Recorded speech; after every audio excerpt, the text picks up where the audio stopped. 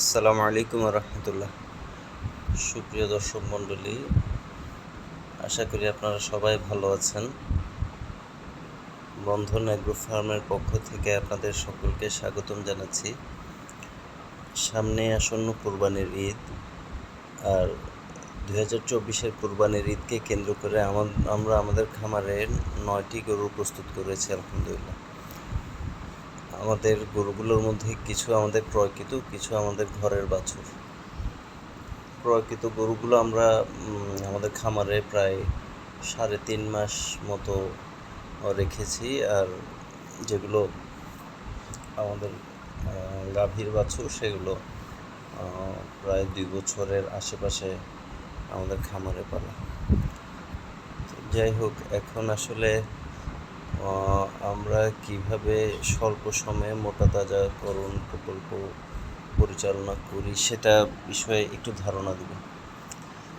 আমাদের ক্রয়কৃত গরুগুলোর ক্ষেত্রে আমরা আনার পরপরই তাদেরকে কোয়ারেন্টাইন শেডে রাখি। আমাদের একটা আলাদা কোয়ারেন্টাইন শেড আছে। সেই শেডে তাদেরকে প্রথমে আমরা 2-3 দিন দেখে তারপর কৃমির ওষুধ দিয়ে দিই।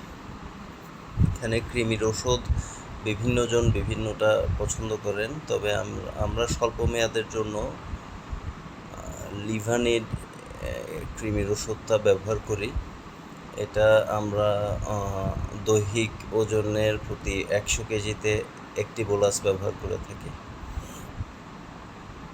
এবং এটা আমাদের কাছে মনে হয়েছে ফ্যাটেনিংয়ের জন্য বেশ ভালো কার্যকর।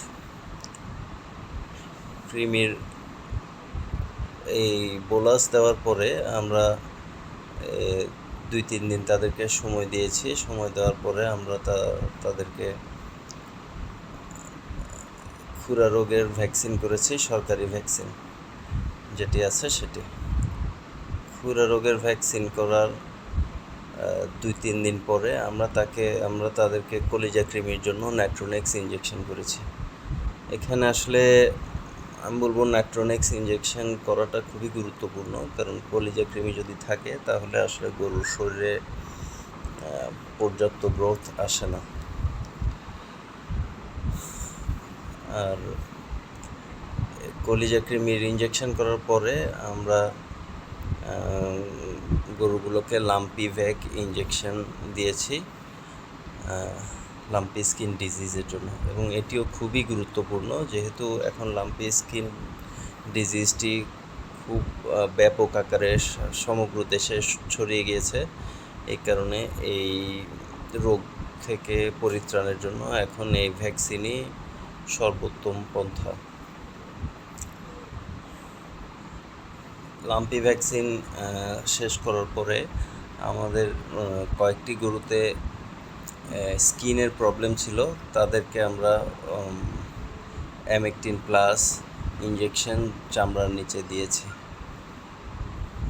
এটা সবগুলোকে দেইনি, যেগুলোতে দেখেছে আমাদের চামড়ার প্রবলেম আছে সেগুলোকে শুধুমাত্র অ্যামেকটিন প্লাস ইঞ্জেকশনটি দিয়েছি।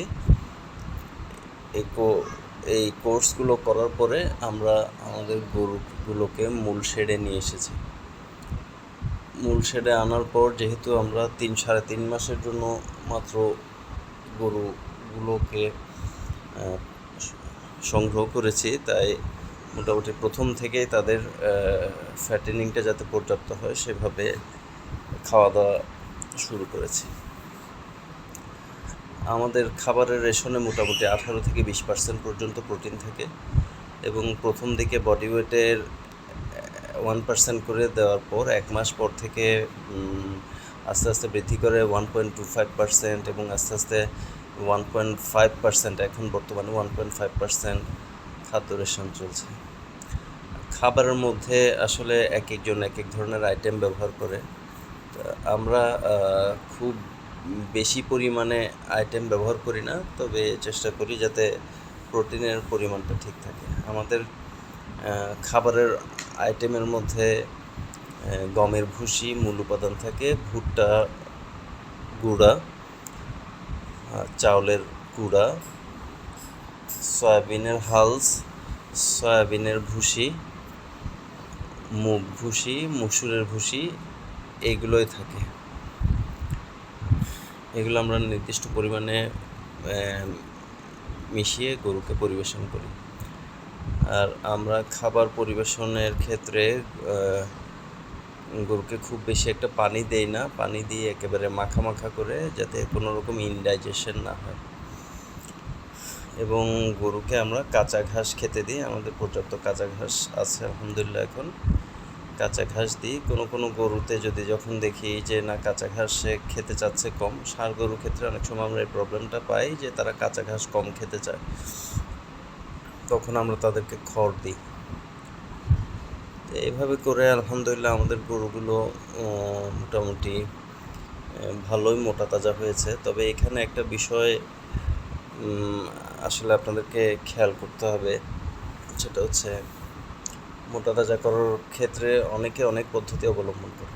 আমাদের যে পদ্ধতি, আমরা যেভাবে সুষম দানাদার এবং ঘাস দিয়ে গরু লালন পালন করি, তাতে গরু কিন্তু খুব বেশি ফুলে ফেপে ওঠে না বা দেখতে খুব বেশি নাদুস নুদুস হয় না, কিন্তু সে মোটা তাজা হয় এবং তার গঠন, তার আকৃতি এবং চামড়ার সৌন্দর্য সবই বাড়ে মাশাআল্লাহ।